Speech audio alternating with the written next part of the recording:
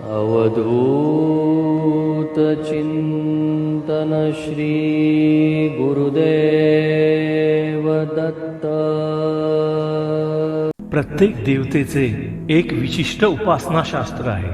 अशात दत्तांच्या उपासनेच्या अंतर्गत कोणतीही कृती नेमक्या कशा पद्धतीने करावी याविषयी माहिती असणे आवश्यक आहे।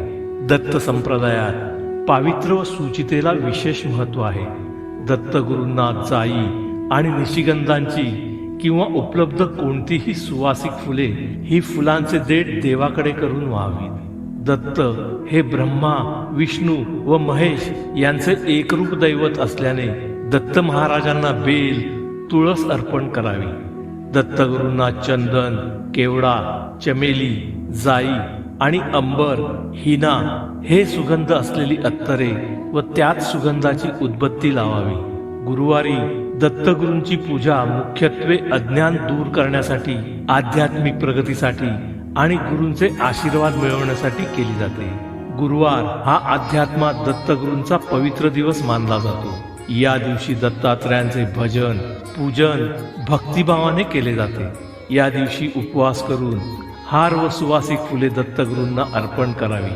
आंतरभावाने आरती व प्रार्थना करावी। या दिवशी कांदा लसूण खाऊ नये।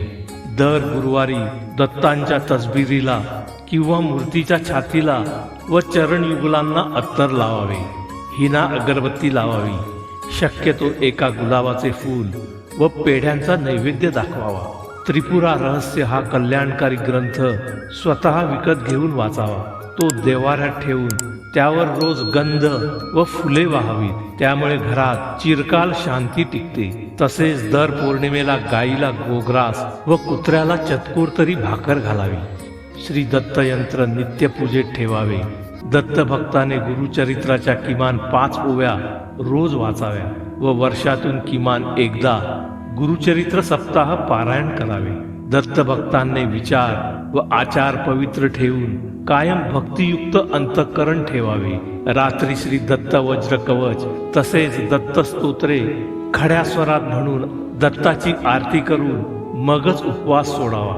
दत्त हा ब्रह्माच्या इच्छाशक्तीशी निगडीत असल्याने इतर देवतांच्या तुलनेत तो कमी कालावधीत सगुणात येऊन कार्य करतो। म्हणून इतर देवतांच्या तुलनेत दत्तांची उपासना सुलभ आहे आणि म्हणूनच कलियुगात दत्त भक्ती त्वरित फळास येते। मित्रांनो, हा व्हिडिओ स्किप करू नका। कदाचित हा दत्तगुरूंचाच संकेत असेल। डोळे बंद करा, मन शांत करा आणि पूर्ण श्रद्धेने म्हणा, अवधूत चिंतन श्री गुरुदेव दत्त।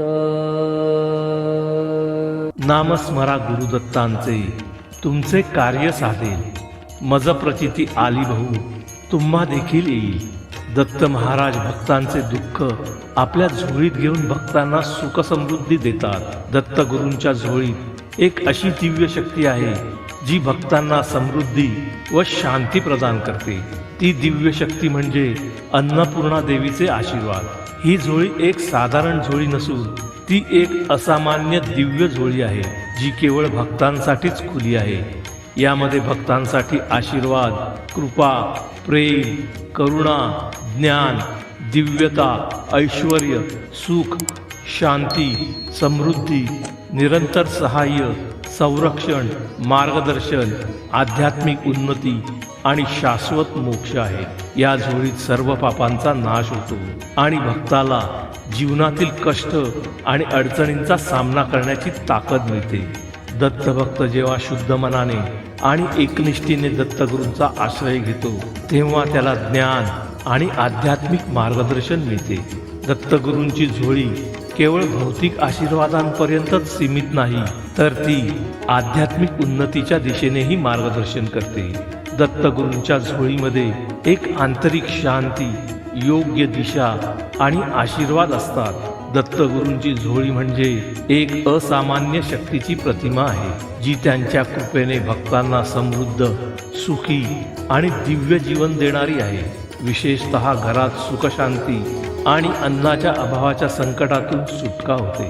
दत्तगुरूंच्या झोळीत आध्यात्मिक ज्ञान, मार्गदर्शन आणि आशीर्वाद असतात, तर अन्नपूर्णा मातेच्या आशीर्वादात अन्न, भौतिक सुख, समृद्धी आणि शांतीचा अनुभव होतो. या दोन्ही देवता एकमेकांना पूरक ठरतात आणि त्यांची कृपा प्राप्त करणारा भक्त पूर्ण जीवनाचे अनुभव घेऊन समाधानी, समृद्ध आणि सुखी जीवन जगू शकतो. श्री दत्त महाराजांनी ध्यान आणि साधना याला अत्यंत महत्त्व दिले. त्यांचा विश्वास होता की निरंतर ध्यान आणि साधनेने शरीर आणि मन शुद्ध होतात आणि मनुष्य ईश्वराशी एकरूप होतो. कलियुगातील सर्वात जागृत दैवत श्री दत्तगुरूंच्या कृपेने अशक्य गोष्टीही शक्य होतात. अवधूत चिंतन श्री गुरुदेव दत्त. हे गुरुदेव दत्ता, तुमच्या लीला कळणे ब्रह्मादिकांनाही शक्य नाही आणि आमच्या सारख्यांना तर अजिबात शक्य नाही. तेव्हा अधिक परीक्षा न घेता आमच्या हृदयातील स्थान आपण कधीही सोडू नये हीच तुमच्या चरणी प्रार्थना. धन्यवाद मित्रांनो. व्हिडिओ आवडल्यास लाईक करून शेअर करा आणि माझ्या चॅनलला सबस्क्राईब करायला विसरू नका.